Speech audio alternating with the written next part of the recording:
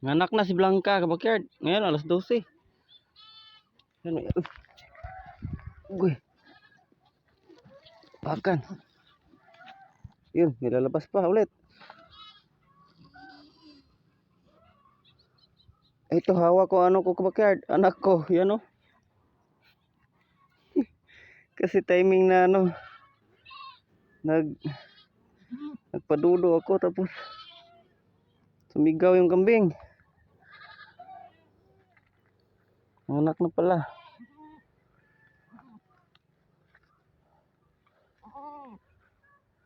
Ko pa nalagyan ng ano kabakyard. Tsinelas ang anak ko, ayan o. Karga ko. Kung wala tayo ngayon kabakyard, ano, baka nadaganan niya baka yung isa. Itong una lumabas oh. Maipit siguro yan.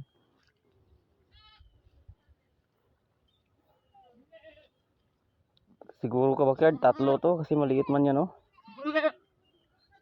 Ito kabakyard, buntis din yan, manganak din yan yung siguro mga susunod na araw, manganak din ito. Isa. Yun, baka next month pa yun isa.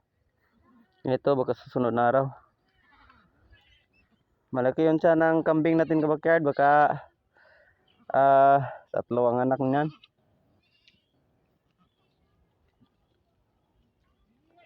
So hindi ako makabidyo ng maayos kabakyard. I-update ko lang kayo mamaya kapag matapos na. Kasi hawak ko yung karga ko yung anak ko. Ito may lalabas na naman. Ayan. Hawak ko yung anak ko kabakyard. Ayan o, dalawa kami. Umiyak kasi.